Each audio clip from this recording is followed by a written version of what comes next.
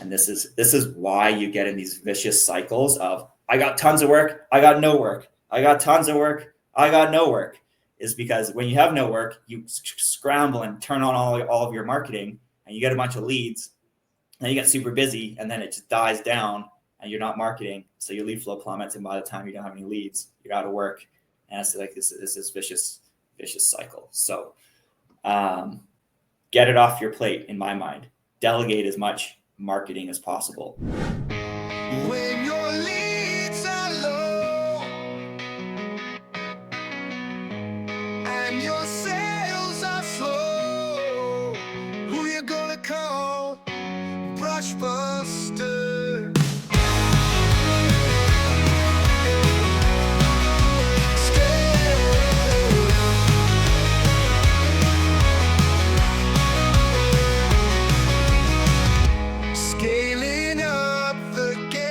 Welcome to Brush Busters, Painter Growth Podcast, where we answer your questions. So thank you for sending these in. We've got some awesome letters that have been submitted with some fantastic questions that Coach Rich and I are going to be chatting about today. So how you doing, Rich? Doing really good. Yeah, excited to get into it, and we will see what we have. Absolutely. You want to read out the first letter and take us away? Sure. Okay, so this is from Ethan in Louisville. I think that's pronounced correctly. Hey, Brush Busters, I'm ready to scale up, but I'm afraid of losing control over the business I've built. I worry that bringing in more people and taking on more work will dilute the personal touch that sets us apart. How can I scale my business while maintaining the quality and reputation I've worked so hard to build? Thanks, Ethan. That's a good question. Super common fear, I think. And this is, I'd say, the number one reason people never actually scale a business is nobody, in lack of better words, nobody can do it as good as I can. So I got to do everything is kind of what I'm hearing a little bit. Yeah, Rich, what goes through your mind when you hear that? Yeah, so a few things. I mean, part of growing and scaling a company is, I would say, shift or take out the word losing control. And it's really like building a team, building systems that people can follow, and then delegating various tasks to people that work for you. So I'd say sort of shift the mindset from losing control. I mean, naturally you will, but on a sort of broad level, it's like bring in the right people, have systems in place that they can follow to do their job, set clear expectations, train those people, coach them, and then sort of delegate it out, follow up, and build it up that way. Yeah, for sure. I mean, one thing that comes to my mind, and this is very vivid from my last business. So we were very focused on building a relationship with our clients, but not with us personally, but with our brand, not us personally, because it's impossible to scale. If you're building relationships purely based off of your relationship with your clients, everyone's going to start asking for you. And I learned this the hard way so I had a business partner in my last business. When we first started, absolutely, we were doing everything. We had all the hats, as we all do. We were giving out all these business cards, hundreds of business cards. And then, 3 years later, 5,000 people had my business card and my phone number, and my phone was just ringing off the hook constantly. So we had to almost re-educate clients and move that relationship to the brand and the business, because it's impossible for us to take care of our clients personally when we're that stretched, right? In fact, your clients will get a better experience when there's someone it's literally their job to make sure that client is taken care of, versus you, who has 30 other things to do, probably dropping the ball on communication, timeliness, attention to detail, maybe when you're tired, like that type of thing. So yeah, build a relationship with the brand. That way people can step in and help you. Nice. And then when you guys were doing that, did you find that, because Ethan here is saying that he's concerned about the personal touch that is setting his business apart to date?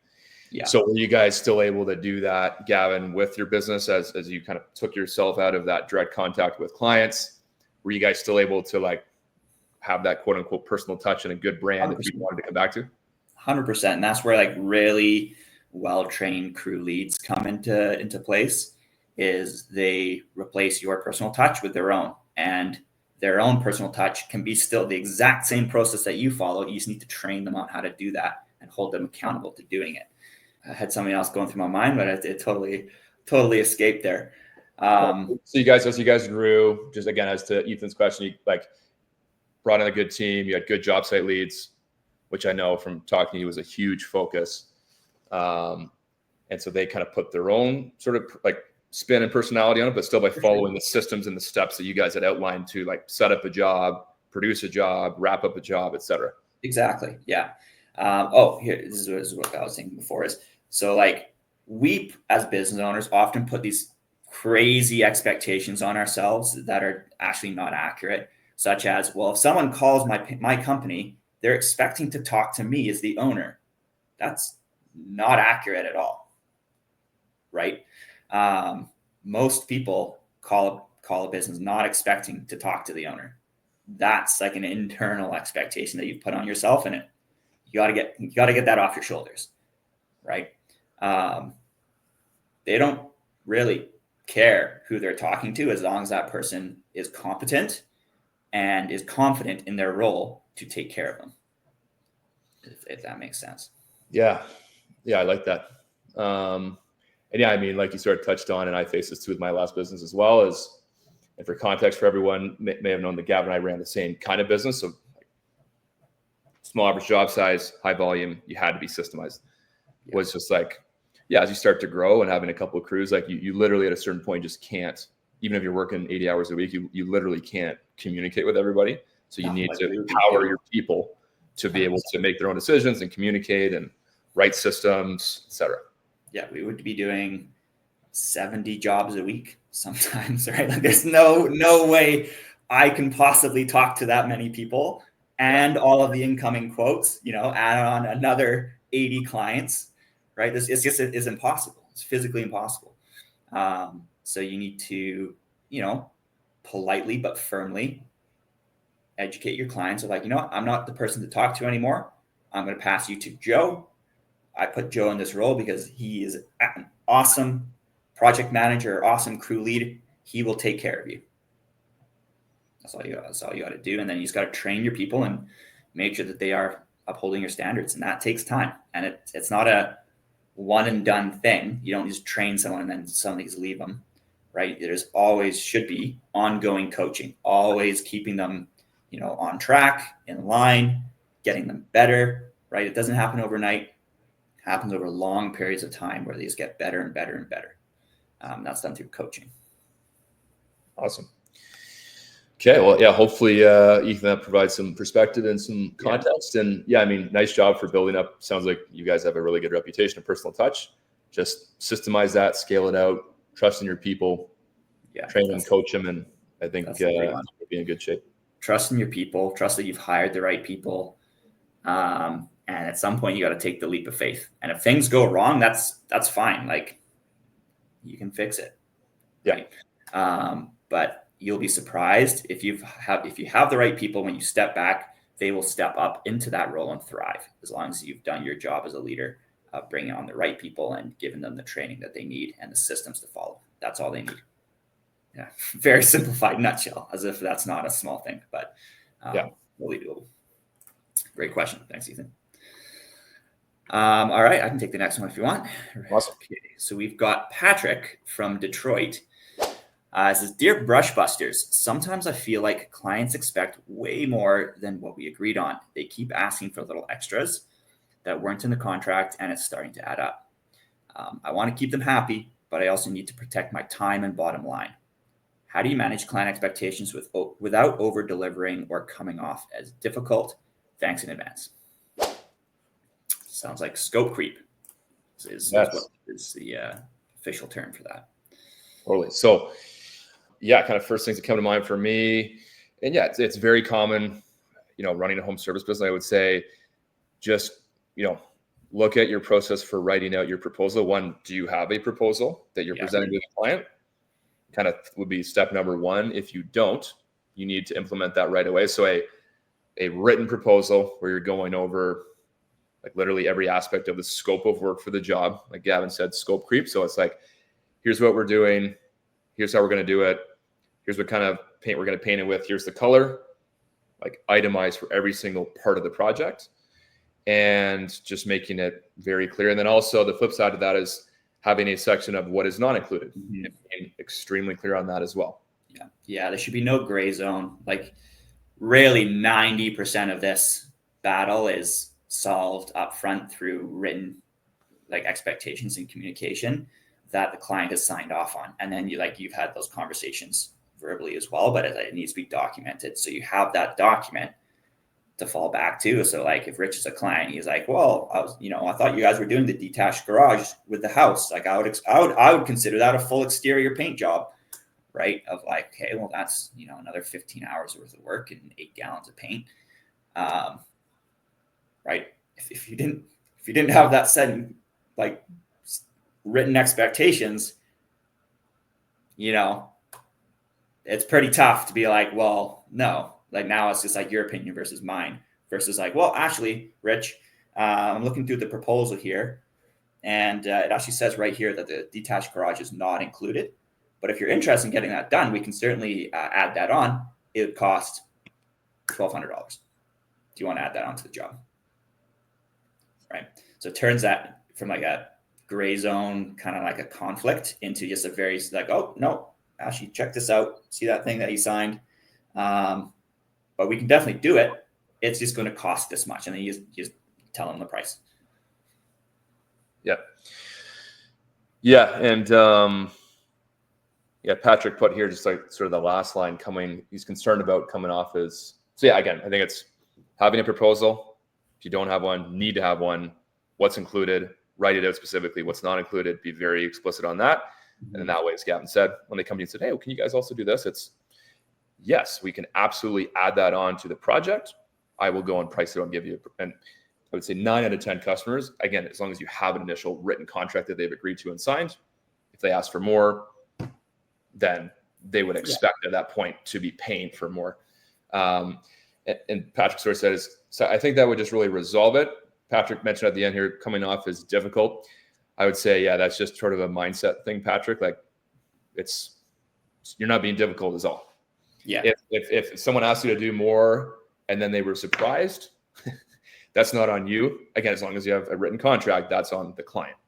And if they're surprised by that, it's like, listen, I'm running a business here, and I'm not saying you say this part to the client, but really it's the mindset. It's like running a service business. Everything is based on time. So you need to charge for everything that you do that is not in scope. Yeah, I mean, to a certain limit, like if 9-year-old Gam came out and she's like, oh, well, while you guys are here, can you reattach my weather main or whatever? And it's gonna be like a 5-minute, 10-minute task. Like, sure. In terms of like customer experience, absolutely. Go do those things, You're in charge of those things? Like we had a standing rule in my business. If it's 10 minutes or less, do it. And we actually, we did a lot of like research into our customer journey and like client experience and stuff. And we found like clients that came out and just had smaller asks, and we did them without like, again, like literally 5 to 10 minutes. Like, hey, can you guys just, while you got that leaf blower, just blow off my back patio? Sure. 100%. Right. And then when you're closing the job, just reiterating that you did that free thing, asking for a Google review, like that type of thing. But we actually turned that into a mandatory thing for our crews of like, every job you go to, find something that's 10 minutes or less, do it for free, and tell the client. Right. Because that over delivers. It does not have to be hundreds and hundreds of dollars worth of labor and paint. It can be something that costs you $7 in labor, and it would have taken the client, way more time, or it's just not something that they would have thought of or something like that. Right. Small things go a long way there. But as soon as it got over 10 minutes, then it's like, okay, that's, something that we should be charging for. Nice. Okay. So you basically put a guardrail in for your team, communicate that to them so they all know, hey, if it's under this, do it. And in your case, you actually guys encourage your guys to do that to do that little extra piece under 10 minutes. And then, like you said, communicate that to the client. Yeah, exactly. Right way. So it's like, you're kind of almost, you're going above and beyond. So I like that. Yeah. I mean, there's a balance of like, getting taken advantage of, right? So if you don't put your foot down, here's the thing. Like if you give someone a 30-minute thing, oh, can you just paint this, this one piece of fascia, clients often don't know how long things take. They underappreciate what's involved in painting, right? Especially if there's like prep and stuff involved. So you can just educate the client. But if you just say like, yeah, sure, I'll just do that. And then we'll come out with one more thing. I'll come out with one more thing. And then suddenly it's like 3 hours of labor, 4 hours of labor, right? And it just starts to like spiral. Versus if if they're like, well, can you just do this one thing? And it's, 10, 15 minutes. And like, sure, I'll do this one thing. Usually we would be charging for this. So yeah, you're just setting that expectation. Usually we'd be charging for extras. This doesn't seem like it's going to take too long, kind of 10 minutes. We'll do this for you for free. But if there's anything after that, we'd be having to add additional charges for, at $80 an hour for paint materials. Yeah. Nice. All right. But it's a common thing in home service contracting, like scope. Like, I don't know, Rich, like we saw a lot of that with like pressure washing. Because like pressure washing is like, oh, can you just wash this side of a house? as if it's just like, oh, just get it wet and that's gonna look good. Versus like, no, like we got to get up there 30 feet up in the air.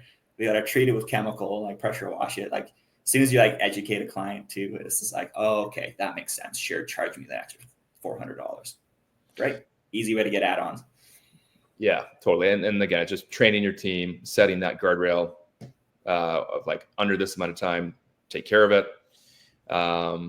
And like you said, I think a lot of people, homeowners, they don't realize how long something actually takes. So it's like, oh, they've got a crew there doing a professional project. Well, hey, why you guys did this? It's like, we can, but at a certain point we do have to charge for it. So yeah, I think just in our business, like especially in the summertime with the region that we were in, like doing exterior work, so often it was like bees nests. And that was a common thing that people would ask us to do. And it was like, at this, when we got started out, my guys would call us like, hey, can you get us like wasp protection suits? And I was like, what? They say, oh, this person asked and this person asked. So it was like mud wasps specifically were very common in our area. And of course, they'd always be at the top underneath of a profit. And so that was one thing where it's again, like that almost forced us to start. We eventually put like a guardrail in too. And it's like getting out a 40-foot ladder, a 32-foot ladder, climbing up there. It's like, just knock it off. There's a whole process to do it. So that's a specific example, but I think it's just putting the guardrail in. People don't know how much time it actually takes. So it's like part of it's educating them, and it's about training your team to communicate with the client the right way. Yes. And again, there's an upsell opportunity if it's more than that 10 or 15-minute window, if that's your guardrail, to just let them know, hey, like we're more than happy to do that for you while we're here, but here's the price to do that. Would you like to proceed?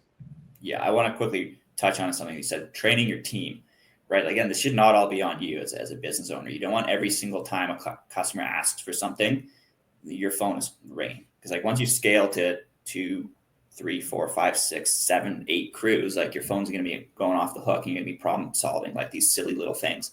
You want to train and empower your crew leads to be making these decisions and having these conversations, right? So it's done through role playing. We did a ton of role playing in my business on how to deal with situations, right? So it's muscle memory. They know what to say. They know what they need to do, right? They know how to read the work agreement or the work order properly. So there's no confusion.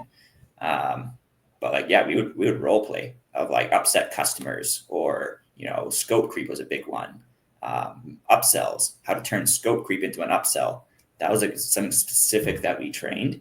So when it came up, our crew just dealt with it and my phone didn't ring, which is really nice. And then the value of the job increased by $400 without us really doing anything.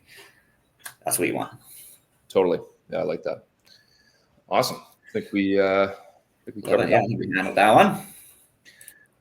All right. I will take the next one. So this comes in from Jessica in New York. Hi, Brush Busters. I've been doing I've been mostly doing residential work, but I've been thinking about taking on commercial projects to grow my business. Feels like a big leap, and I'm not sure what to expect. What are the main differences, challenges, and opportunities when moving from residential to commercial painting? Best regards. This is a good one. I mean, so first of all, there's different types of commercial painting, right? Like,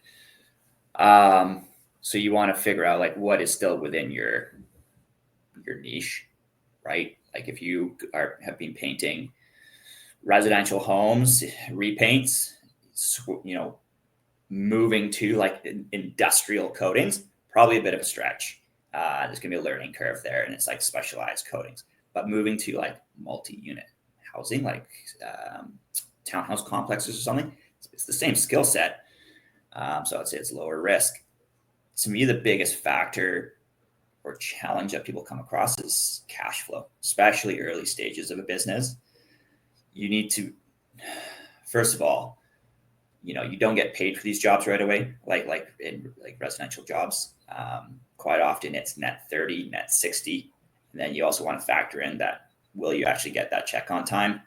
Fairly rarely, because it's just like, especially if it's like a massive property management company, there's just so many levels and approvals, and things just move so slow. It's this massive corporate entity. So you need to basically make sure that you have the cash on hand to pay your painters, pay for materials, pay for any rentals like lifts and everything, and keep your business afloat before you get the actual payment check, right? And I've seen people get into some pretty big pickles, like financially, because they've overstepped on, awesome opportunity, probably just a little bit too early in their business because they didn't have the cash to, pay everyone. Right. So it was stressful. Nice. Yeah. So I would agree. I would say what I'm hearing there is like, make sure that you have a really good pipeline of residential work. Have maybe like a 1 or 2 or 3 years under your belt for residential repaints, etc. Have that pipeline like 4 to 6 weeks. And then once you go into commercial, it's like from an operational standpoint, start small. Like you said, like townhouse complexes, start small, dip your feet into it. That's what I like that. And then again, going back to having that pipeline on the residential side, it's like you have consistent cash flow coming in. You really need to be at that stage. Going back to our former question, just from when I got into commercial in my last business, I know like scope creep, which we touched on a minute ago, I think is also crucially important, much more so on a commercial project. Like, what is not included is almost more important. that one door that it was stuck in the gray zone that they wanted you to paint, but now it's 55 times 87 units. Yeah, that's a big deal, But I mean, commercial it's a fantastic opportunity. The pros of it are like you can set your crew up on this job and should be fairly low management, right? So it's a big opportunity to kind of bottle them up, get them going, and then start another crew, right? So there's definitely like lots of pros to it. You just need to really think it through and do it in steps, right? Like maybe don't start with that 200K job. Do a 30K, 50K job first. Make sure you can float that, and then start to kind of like grow. And make sure you have the people for these jobs too. Like I'm all for like booking things and figuring it out after, but like within reason. If someone approaches you for a $500,000 job, and like you have like 2 people on your team, it's a big deal if like you can't fulfill these contracts. Yeah. And then it's a bit of a longer conversation, but I think, and also from the sales, it's a bit of it's a different sales process too, right? To actually start targeting commercial projects, right? So I think the cycle, if you will, the sales cycle takes longer, more follow up, and really sort of building that relationship with the right person. I've heard you talk about it in the past. I know I found that in my own experience getting into it. So it's just important that's a whole conversation in of itself, but I thought I just would touch on that. longer sales cycle, longer cash flow cycle. So there's just a few factors in like that people need to be aware of. Mm-hmm. And then Gavin, I guess for people that are listening, would you say there's like a certain size that your business should be at, like X number of crews, X number of employees, for people that are listening to then start to actually actively target commercial? I mean, I'd say that's like very situational. Totally depends on your experience in the industry, leading teams. You know, did you work as a project manager before and you are used to managing those projects? It's not like the learning curve isn't that steep. Your cash flow on hand, right? Like there's a lot of factors, and that's where, you know, having a coach is definitely a bit of a benefit, as we can help kind of like chew through that and see if it's a, you know, opportunity that you can take on in a smart way. But like in my business, we were about 30% commercial, 60, you know, it was literally like a third commercial, 2/3 residential. And that was fine. Like we were never stretched cash flow wise. Even when, you know, some big payments didn't come in on time and ended up being 90 days after we invoiced that we would get paid, we had the cash flow coming in from the residential side. Right. So, not to scare people away, like, you know, by all means, like start learning and quoting and taking advantage of commercial projects. Cause like you'll, if you're marketing like reasonably well, like you'll have people that reach out to you organically for commercial projects, like property managers, realtors. And that's how we got started. But first, I would say 4 years of my cleaning company, like we didn't market for commercial work. It just, you know, they referred to us from our residential clients, or we worked on a residential home and that person managed. Like our biggest account gave us about $250,000 a year religiously. That came from like a $300 gutter clean that we did because they were just blown away. Then they referred us. We did one building, then they referred us to the head of the, retirement community. We ended up servicing 4 buildings and all their, rental properties and stuff. So like that's best way to start. Get some traction, get some experience before like heavily marketing into commercial. Right. And just on that last point, again, from a positive standpoint, think that there's a really good opportunity for repeat business, even in the painting industry, where it's like typically on a residential side, it's every 5-8 years. But if you get in with the right relationship, with the right situation, like a lot of it, if it's like a condo building or like a low-rise townhouse complex where they have a board and they have a budget, that's where it's like once you can get in, like you guys did in that scenario, right, with a $300 job turned into more than 10x times that, way more than that. It's like a lot of these places have budgets every year that they actually have to spend in maintenance, right? So it's like that's from a positive, huge potential upside. Like once you get in, they might just need to get repainted every single year. So it's almost like you can bank on, once you build it up, X number of jobs and X amount of revenue to bring into your company. So I think that's a huge positive.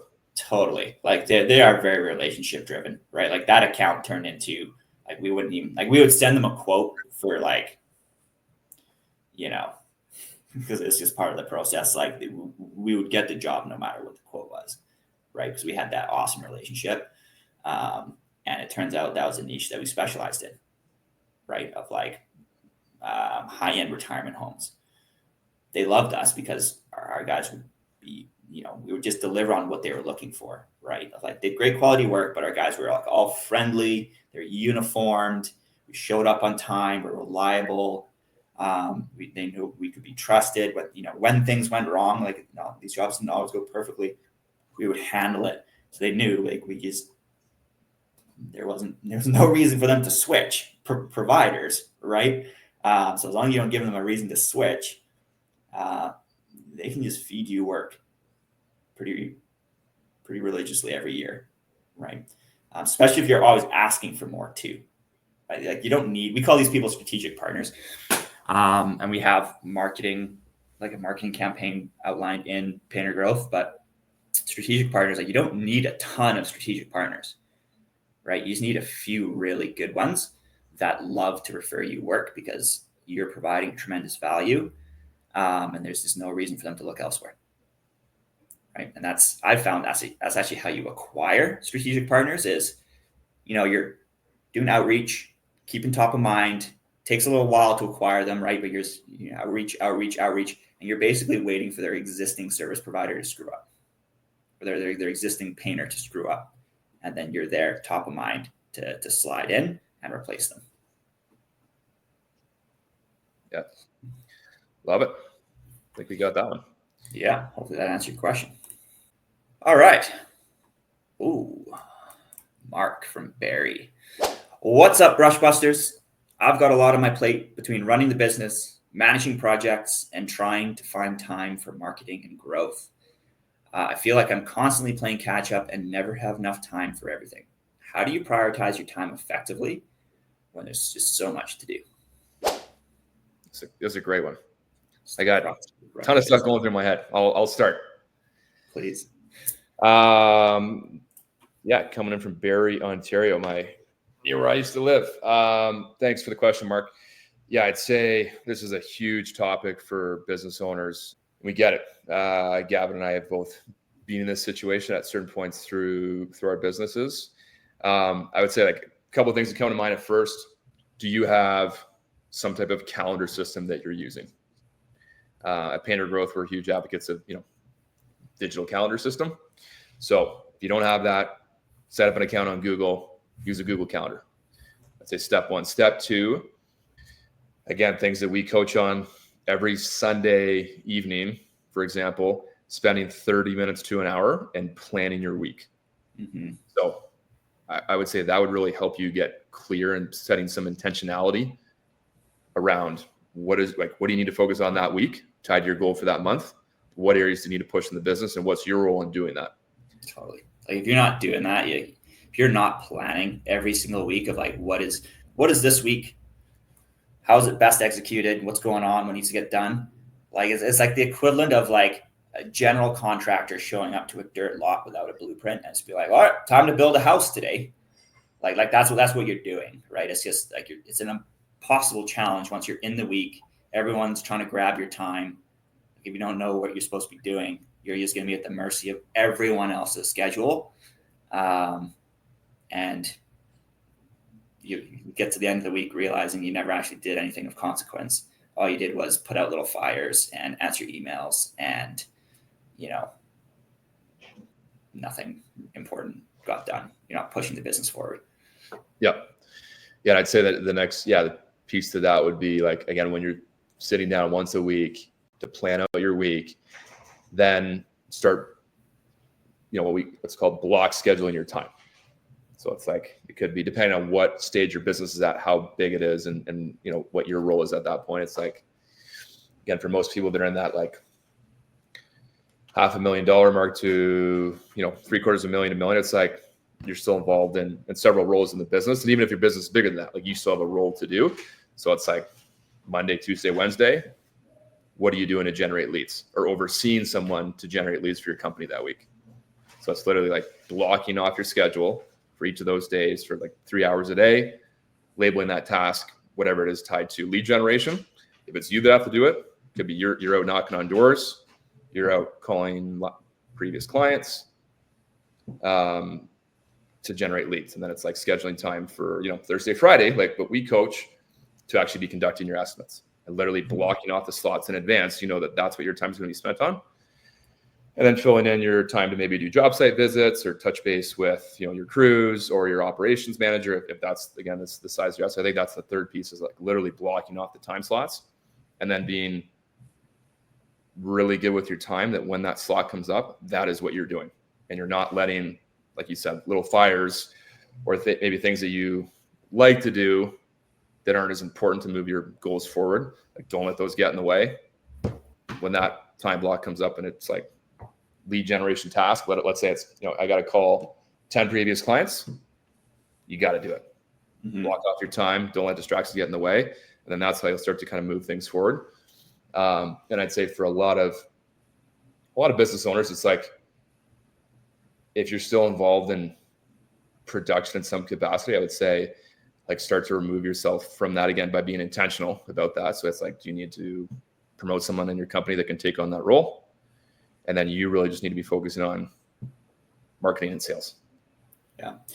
So one thing, like a specific exercise you can do, like if you're feeling this is overwhelmed, like where is my time going? I'm not really getting anything done. First of all, we need to know where your time is currently being spent, so we can make the changes on where your time should be being spent. So like that's a time audit. This is something I encourage everyone to do, no matter how the size of your business, every quarter at least. If you're like early stages in your role is evolving rapidly, like you're hiring key people, like that type of thing. Every single kind of like key hire that you make and start to delegate, you need to do another time audit, but at least every quarter. But it's basically you just need to like jot down every 15 minutes of your day. What was I doing? Where is my time going? And then create a big list of like, what am I doing? Like all these big tasks. What am I doing? Right? Where's my time actually going? And then this is the tough part. We got to get some of that, well, perceived as difficult at first, is we need to get some of that lower skill stuff off your plate, right? So you need to identify is like between all of those tasks, do they have a high impact on your business, and are they urgent? That's stuff that you should be doing. If there anything that's low impact, like, and when I say low impact, doesn't mean it doesn't need to get done. It just doesn't have to be you, right? Identify all the low impact stuff, low urgency stuff. Some of it you can just dump, maybe, right? Just give yourself permission not to do it. Like, do you need to clean your van right now? Probably not. It's probably more important to spend that 2 hours on recruiting someone, right? So give yourself permission to dump some stuff, and then delegate, right? That is the key here. You need to get everything off your plate that's not super high impact onto other people. And ideally, you already have people in your business that you can delegate to, right? And just be ruthless with this. Like, is this worth my time? Is it worth my time going picking up paint? No. I have three crew leads, one crew lead. Doesn't matter the size of your business. I have someone else that is putting paint on the wall that has a vehicle. They can go pick that up, right? Boom. That's one task off your plate. And it might not seem like a much, like, oh, picking up paints, 30 minutes here and there, but like collectively over the week and over the month, that 30 minutes is hours of time that you can be spent on high impact stuff, right? So you just identify what you can get off your plate, give it to other people. And if there's a big batch of stuff that you want to get off your plate, you've identified, say like admin work, I'm going to use it as an example, right? Well, I spend 2 hours a week on emails. I spend 2 hours a week on follow-ups. All of this like admin related stuff, but you don't have anyone to delegate to. Great. You've just identified a role that you can hire for, and just batch all of the similar style stuff and create a role and hire someone to take all of that off your plate. Like a VA, for example. Extremely helpful. Yeah, that's great. Yeah, it's almost just thinking back to what I said. It's almost like doing a time audit would almost be step number one. Like you said, I'm just like, what am I even doing? I think that's a great exercise for a lot of people. It's like, well, I thought I was doing this, and I was like, actually recording your time for even like a week and writing it down and then reviewing that. I think that would be pretty eye-opening for a lot of people. And then start to, like you said, like chop away tasks, delegate them to someone that works for you. And then again, sitting down once a week, then actually mapping out your time to focus on those higher impact, more important tasks. Schedule them into your digital calendar. When those items come up, protect your time, work on those items that are high impact items, and just keep working through that process. And you need to protect the time that you've set aside to be working on high impact stuff, right? Because like, it doesn't matter if you delegate a bunch of stuff and free up a bunch of time, that time's going to get filled with something over, that's why I say this is like a reoccurring exercise you need to do, right? And you will find if you're not diligent about filling up that time that you just say you freed up 2 hours a day, that 2 hours will fill up immediately with something. Don't let it be another low impact task. Like you have to protect that time. And part of that's by setting boundaries too, right? Like it is okay to say no to people and no to things. In fact, you have to, and it's highly encouraged for you to say no to certain things. Because if you're saying yes to everything, that means you are saying no probably to the important things that you should be doing, right? And by saying no to running to that job site to, I don't know, answer a client's question that one of your painters could easily handle. By saying yes to that, you're saying no to an interview, 90 minutes of recruiting time, 90 minutes of marketing, a quote that you could be doing and booking thousands of dollars worth of work, 90 minutes of developing someone in your team, right? That has a massive, massive impact over time. Simply by saying, no, sorry, I can't, but hey, I have this awesome person in my business that can do that for you. Here he is. Here she is. Yeah. Yeah, I like that one. And I think once I'm thinking back to when I really started to get clear on this, like on the second year with my business, was letting the people know that directly report to you as you start to like really build out your time management, especially if you haven't been doing it. It's going to be a bit of an adjustment maybe for people that directly report to you and communicate with you a lot, is letting them know practically. It's like, hey, FYI, tomorrow I'm going to be unavailable from 9 a.m. to 12. I'm going to be doing X task. Cool. And just making sure that your team's set up in advance. Phone on do not disturb. Yes. And then if they do call you, which they shouldn't, because you've known it, let them know. Like, it's getting into the weeds, but it's like, find if once you start doing this, it's like, yeah, let your team know, or at least the people that would be contacting you. And then if they do call you, don't answer. And I find most people will be amazed what their team can do for being forced to problem solve things on their own that they got into. That this was a big lesson for me. It's like, you want to be available to your team, but it's, again, protect your time. And it's like, when you just make yourself unavailable, they'll figure it out. They will figure it out, which is then empowering. And it's like, hey, see? So that can be a good exercise of an unintended positive consequence to this exercise as well.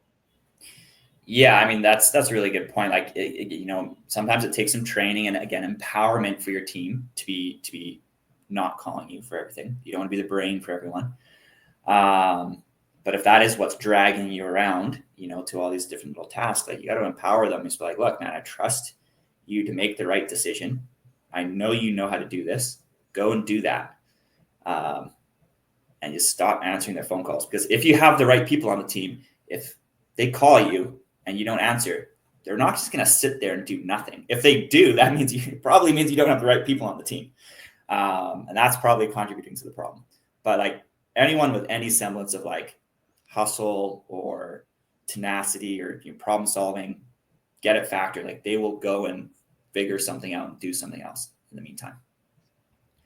We actually had a rule in my business. So, like, we did exactly what you said, Rich. Like, hey, I'm going to be unavailable for this entire day, this 2 days, the next 2 hours, whatever it is, as I'm working on the business. But we had a standing rule for the crew leads of, if this is an actual emergency, and we made it very, very clear of like what an actual emergency is. Like, a house is actually on fire. Someone has fallen off of a roof. An ambulance is on the way. Sirens are involved. Call me twice. Text me. That's the system, right? That way I know if my phone in my pocket goes off twice, it'll cut through do not disturb, and I get a text, something's actually an emergency, and it's worth me getting distracted. But that's just like a little framework to protect to protect my time that I had in place. Yeah. I like it. What do you think? Right. Did we cover that one? I think we got time for one more. You got time for one more. Here we go. Hey, Rushbusters. I know marketing is crucial to keep up new jobs coming in, but between managing crews, dealing with clients, and handling day-to-day operations, it always seems to take a back seat. I'll get a burst of motivation, run a campaign, hang a few door hangers, and then it dies off because I'm so busy. How do you keep your marketing efforts consistent even when you're swamped with work? Natalie from Davenport. This is such a good one. Because here's the thing with marketing. The most important thing with marketing is consistency. And this is why you get in these vicious cycles of, I got tons of work, I got no work. I got tons of work, I got no work. Is because when you have no work, you scramble and turn on all of your marketing, and you get a bunch of leads, and you get super busy, and then it just dies down, and you're not marketing, so your lead flow plummets, and by the time you don't have any leads, you're out of work, and it's like this vicious cycle. So get it off your plate, in my mind. Delegate as much marketing as possible, because you as a business owner, like, your lead flow can't be based off of your time input directly into marketing. You need other people doing that for you. Yeah. I keep thinking back to this, ties back to the prior question with sort of like time management, priority management, but it really comes back to also like you said, so this is something that you need to invest in, both financially and with people, to be doing this for you. And it's really just a mindset. And it's like you said, and I was actually speaking to one of our clients this morning, and they're new to the Pay and Grow system. And that was one of their biggest challenges. Like, they book some jobs, and it's like all the focus goes over there, going like a day at a time, a week at a time. Then all of a sudden they look up and they're out of work. They have no pipeline, and they got to restart the whole marketing process again. So yeah, it's just like, you should be investing, anywhere from 8 to 12% of your sales goal for the year into your marketing to grow your company. Yeah. Even when you're busy with production, there still needs to be marketing going on. So I think that's also like a mindset thing too. Yeah. And it's like, well, if you're concerned that you're going to be too far booked out, well, then we can look at bringing on more people. Totally. Don't let the future problem of being overbooked prevent you from solving, the now problem of we need work. It's a super common thing. Like, well, if I keep spending marketing, I'm gonna have too much work. Like, that is a good problem to have, and we can solve that problem just by increasing your capacity. That's how businesses grow, right? Like, you don't hire a team when you have no work. You hire and build up your team when you have tons of work available and you acquire good people. Right. But that, yeah, Rich, you made a good point. I really want to point this out, is you need to be spending 8 to 12%. I'm going to say 10%, use easy math, 10% of your goal, your sales goal, not what you're currently doing. If you're currently doing $30,000 a month, right? But your goal is to get to 50K next month, you can't spend $3,000. So 10% of 3,000, or sorry, 10% of 30,000, $3,000. You can't spend that and expect to get to 50K. That's not how it works. You're underspending on marketing. So you need to be spending for like next month's sales goal, and kind of factoring the month after that.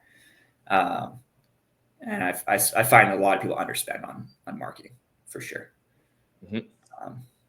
So that's key. Like you just said, spending on where you're going, spending on the goal that you are moving towards to then build up to that size of business. That's 100%. Super important. So I want to point out, like, something very specific is that you can do here. And this is coming from a conversation we recently had for folks in our Momentum program, is a specific role, so you can turn that budget into all these different things, digital ads, flyers, or hours, by hiring someone to do this, right? And we discussed, like, as quickly as possible, bringing on what we call like a field marketing manager, right? So this is someone who works, depends on your goals, depends on how much they work, but say 20 hours a week. And their sole job is to put estimates on your schedule through really cost-effective forms of marketing that would otherwise take your time, right? So job site marketing, knocking on doors, calling old clients, calling old leads, strategic partner outreach. They can be doing all of this, and you can just pay them for every single estimate that they set up, like a nice bonus, like $100 an estimate. Super simple. It's well worth it. $100 for a scheduled estimate. I'd pay that any day, right? They can make good money, and it's really low risk, because if they're being paid on results, they don't get you any estimates. You're not really paying much, right? So, but that's 20 hours a week of marketing that will get you ideally 20 leads, but 15 leads a week. Scale it up as necessary depending on your goal, right? So all of those things, all that form of outreach is super necessary for building a brand. But again, as a business owner, it's just like painting. It's a lower value task, right? Like knocking on doors is worth probably about the same amount of paying, like $50 an hour, realistically. You don't want to be doing that yourself for very long, right? You want to be focusing on skilled stuff such as sales, right? So if you hire someone who just fills up your sales pipeline, all you're doing is estimates and like developing your team and recruiting, you've just leveled up your hourly rate from $50 an hour to hundreds to thousands of dollars an hour, right? So it's in my mind, such an awesome role to be bringing on early stages, because they will help you build the business very, very quickly, and it pays for itself very, very quickly. Totally. Yeah. And a few things like you're saying, we talked about this last week, and rolling this out to a bunch of our members is like, hiring that field marketing manager or lead generation specialist, whatever you want to call that role, but really one of those two things. It's like if you find, so this goes back to that high value skill of recruiting, you can find the right person that's outgoing, motivated, and driven to make some money. And they can, what you would do is literally have them own that part of the business, meaning they own that goal. Like let's say it's 9 leads a week. So they have to be out 9 hours. Like and it could just be door to door. Totally. If they're getting one lead, like for most businesses, if you're getting just consistently 9 leads a week, think about what that would be, right, to your respective business. 9 leads, if you get 80% of those estimated, that's roughly 7 estimates. If you book 40%, free book jobs a week, that's like 12 to 15 grand a week for most, residential painting companies. It pays for itself times 10x. And that person, again, if you find the right person, just kind of going into this a little bit, it's like, 3 hours a day, 3 days a week, Monday, Tuesday, Wednesday. They're responsible for generating leads. You got to train them for a couple of weeks. So that could be a good use of your time, right, Gavin? Is like, oh, totally. You're with them, training them, passing off that skill set that you know how to do to either 1 or 2 people. Again, depending on what your goals are, finding that right person that's like very good at the door, outgoing, good at sales. If they're generating 1 lead an hour, 9 hours a week, that's 9 leads. Yeah. Right there, that's a good lead flow for your company. And again, you're hiring that out, you're training that person, they're doing it. Yeah, 100%. You're basically hiring someone to be the consistent factor, right? Because like if it's all on you, you're gonna get busy, and especially if you don't like knocking on doors or making phone calls. Like if you're anything like me, like I can do it well, but I don't like doing it, so I put it off. And I put it off and put it off, and then at the end of the day, you're tired and like, you know what? I'll do it tomorrow. It's okay. I'll make up for it tomorrow, and then tomorrow comes and you're even more tired, right? And you put it off again, and then next week you don't have to work. Shit, what are you gonna do, right? So you take that element out of it. Just force yourself to do it really well for like a week while you're training this person, and then they're doing it for you. Boom. So I also want to point out, you can really like leverage anyone in your business, like your painters, your crews can help you with marketing as well. Door hangers, knocking on doors, job site marketing, incentivize them to be bringing in leads. Right. My cleaning business, we had, anywhere up to at one point 10 vans, right? 10 vans, 2 people in it. So it's 20 people on average, just let's say 2 jobs a day. Right. We had a standing rule. Every single technician at every single job would put out 15 door hangers. That's it. 15 door hangers per person per job. Doesn't sound like much, but 30, let's see if I can do the math here in my head. 30 door hangers per job then. So it's 2 people times, I'm going to stick with 10 vans. Just for easy math. Times 10 is 300 door hangers times 2 jobs a day. That's 600 door hangers every single day going out around our active job sites. And it took 0 of my time. Mm-hmm. Every single day. 600 door hangers. Plus, and so I love that now you're tying into job site marketing. Again, one tactic, and it's like, even if you have, that's at scale, which is unreal, but it's like, even if you have 1 crew, totally, that's 2 guys, you have to start there and make it consistent. Same expectation, or maybe they got to hustle a little bit more, but it's like, let production, if you do it well, and you always have that marketing mindset of advertising your company, production can drive sales. Yeah, 100%. Branded truck. That's another thing for a lot of business owners, like unbelievable investment is branding your work truck fully, door hangers, lawn signs, and just make sure that your job site marketing consistently. And that can be a great base to build up your lead flow and your sales funnel. Totally. We got to be wrapping up here fairly quickly, but I want to point out, because I literally just had a coaching call with one of our clients who's, it's just him and one guy right now. And it was like this question actually came up, like, big priority is recruiting and training right now. He's got a ton of work, but can't neglect marketing. You still got to do marketing.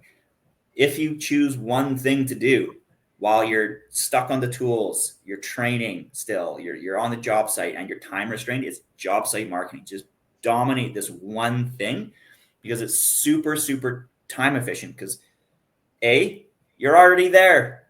You're marketing the job site you're already at. You can just shave off 30 minutes to an hour at the end of the day and move to job site marketing.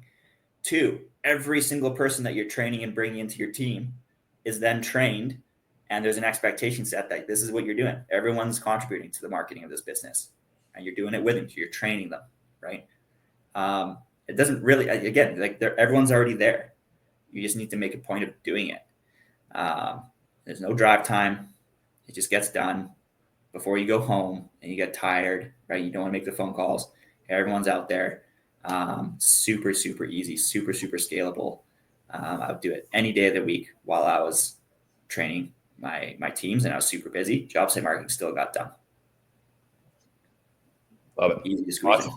So Natalie from Davenport, hopefully that helps. I know that's a common topic for most people. So great, Gavin. Well, that puts us at time for today. Those were some great questions. Wraps us up. Thank you for submitting your letters. Please send us more. We love answering your questions. And I love it when new people come into the Blueprint program and we hop on our first coaching call and they're like, hey, you're the Brush Busters guy. So I'd love to have more of you folks in the Blueprint program. So, and let me know when you join. Call me the Brush Busters guy so I know you're listening to us. And we are providing some value. It gives me a good boost of energy. Totally. Awesome. All right. Until next time. Bye.